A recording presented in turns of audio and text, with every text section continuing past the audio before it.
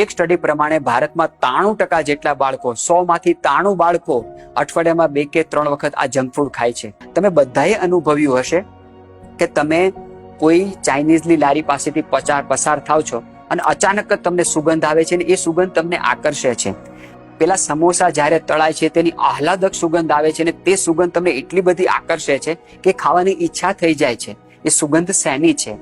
MSG ની છે. જ્યારે આપણું પેટ ભરાઈ જાય છે ત્યારે ડોપામાઇન નામનું એક હોર્મોન મેસેજ એ દિમાગને મોકલે છે કે હવે પેટ ભરાઈ ગયું છે, હવે કશું ખાવાની જરૂર નથી. પરંતુ વર્તમાન સમયમાં બજારના જે કંઈ જંક ફૂડ આપણે બાળકોને ખવડાવીએ છીએ તેની અંદર MSG મોનોસોડિયમ ગ્લુટામેટ નામનું જે કેમિકલ હોય છે, આ ડોપામાઇન્સના હોર્મોન્સના સિક્રેશનને રોકે છે.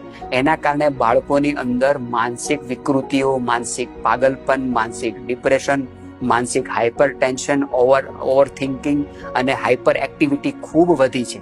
જંક ફૂડને સ્વાદિષ્ટ બનાવવા માટે મોટા પ્રમાણમાં આ મોનોસોડિયમ ગ્લુટામેટ કેમિકલનો ઉપયોગ કરવામાં આવે છે. બજારમાં વેચાતા નૂડલ્સ ક્યારેય ખરાબ નથી થતા, બજારમાં વડાપાઉં ક્યારેય ખરાબ નથી થતા. તમે ક્યારે પણ વિચાર્યું છે તમે ઘરમાં કોઈ પણ વસ્તુ બનાવો તો તુરંત ખરાબ થઈ જાય છે?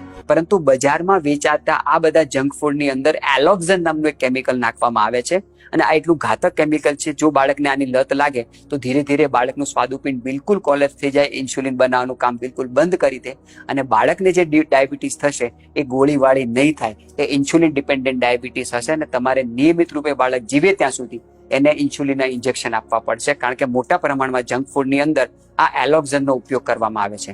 બજારમાં વેચાતી જે પેસ્ટ્રી છે, બેકરી પ્રોડક્ટ છે, તેને સ્વીટ કરવા માટે, ગળી બનાવવા માટે મોટા ભાગે એસ્પાર્ટમ નામનું કેમિકલ નાખવામાં આવે છે. આ એટલું ઘાતક કેમિકલ છે, એક બાજુ તમારી પાસે 200 કિલો ખાંડ હોય અને એક બાજુ તમારી પાસે માત્ર 1 કિલો એસ્પાર્ટમ હોય, તો 200 કિલો ખાંડથી જેટલી સ્વીટનેસ, જેટલું ગળપણ નિર્માણ થશે, એટલું ગળપણ નિર્માણ કરવા માટે માત્ર ને માત્ર 1 કિલો એસ્પાર્ટમ કાફી છે. તો બજારમાં વેચાતી ડેરી મિલ્ક હોય, બજારમાં વેચાતી તમામ ચોકલેટ હોય, બજારમાં વેચાતી કેક હોય જેની સોફ્ટનેસ લાંબા સમય સુધી આપણને સારી લાગે છે, ઘરમાં મમ્મી સુખડી બનાવે તો 3-4 દિવસમાં એ કડક થઈ જાય. બજારમાં વેચાતી તમામ બેકરી પ્રોડક્ટ, કેક હોય, લાંબા સમય સુધી બિલકુલ સોફ્ટ આપણને લાગે છે, જેને ચાવવા માટે દાંતની જરૂર પડતી નથી. ડેરી મિલ્ક જેવી મોઢામાં મૂકો ઓગળી જાય છે, તો તેની સ્વીટનેસ ક્યાંથી આવે છે? એ ખાંડ કે ગોળથી નથી આવતી, એ એસ્પાર્ટેમ જેવા ઘાતક કેમિકલથી આવે છે.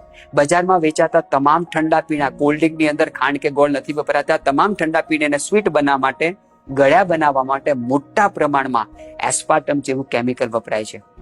શા માટે નાની નાની ઉંમરના બાળકોના હાડકાં બિલકુલ સ્ટીફ થઈ ગયા? શા માટે નાની ઉંમરના બાળકોના શરીરની જે ફ્લેક્સિબિલિટી હતી, કૂણાપણ હતું, સોફ્ટનેસ હતી, એ બિલકુલ ગુમ થઈ ગઈ?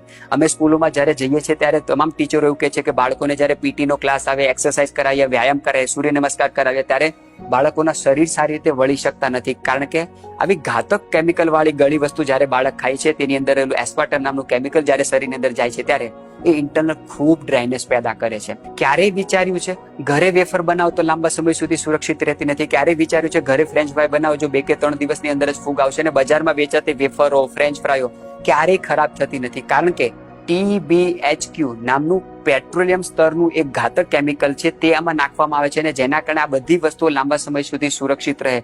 શા માટે તમારા બાળકોને કેન્સર ના થાય? બજારની ફ્રેન્ચ ફ્રાયો, બજારના વેફરો, બજારની જે કંઈ તળેલી વસ્તુઓ જે છે એ લાંબા સમય સુધી સુરક્ષિત રાખવા માટે TBHQ નામના ઘાતક કેમિકલોનો ઉપયોગ કરવામાં આવે છે, જેના કારણે એ ખરાબ તો નથી થતી, પરંતુ તમારા શરીરને, તમારા બાળકોના શરીરને 100% ખરાબ કરી દે છે. તો તમામ માતાઓ બહેનોને વિનંતી, જો તમે ઈચ્છતા હોય કે આવનારી પેઢીને સુરક્ષિત રાખી છે, જો તમે ઈચ્છતા હોય, તમે તો મા બાપ બની ગયા, પરંતુ તમારા બાળકો મા બાપ બની શકે, કારણ કે આપણું જે કે સાત્વિક ભોજન છે એ જ ઉત્તમ ગુણવત્તાનું વીર્ય, એ જ ઉત્તમ ગુણવત્તાનું શુક્ર બનાવી શકે. અને વર્તમાન સમયની અંદર ભયાનક રીતે નપુંસકતા વધી રહી છે, વર્તમાન સમયની અંદર ઇન્ફર્ટિલિટીના કેસો ખૂબ વધી રહ્યા છે, અને તમામના મૂળની અંદર કોઈ વસ્તુ છે તો બજારમાં વેચાતા આ જંક ફૂડ છે. એક સ્ટડી પ્રમાણે બજારમાં જેટલા પણ હેલ્થ ડ્રિંક વેચાય છે, એનર્જી ડ્રિંક વેચાય છે, એમાં 53 થી પણ વધારે પ્રકારના વિવિધ કેમિકલો નાખવામાં આવ્યા છે. કેમિકલ આના સિવાય કશું જ નથી.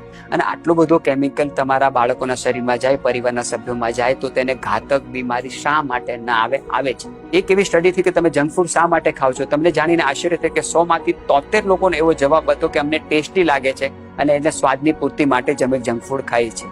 તો સ્વાદની પૂર્તિ કરવી જ હોય તો ઘરમાં વિવિધ પ્રકારના વ્યંજનો બનાવીને સ્વાદની પૂર્તિ કરીએ, જે આપણને સ્વાદ પણ આપશે અને સ્વાસ્થ્ય પણ આપશે. તો માહિતી પ્રત્યેક પરિવાર સુધી પહોંચે તેવો પ્રયત્ન કરીએ તો જ આપણે આવનારી પેઢીને નિરોગી અને સ્વસ્થ રાખી શકીશું. સૌને જય હિન્દ, વંદે માતરમ.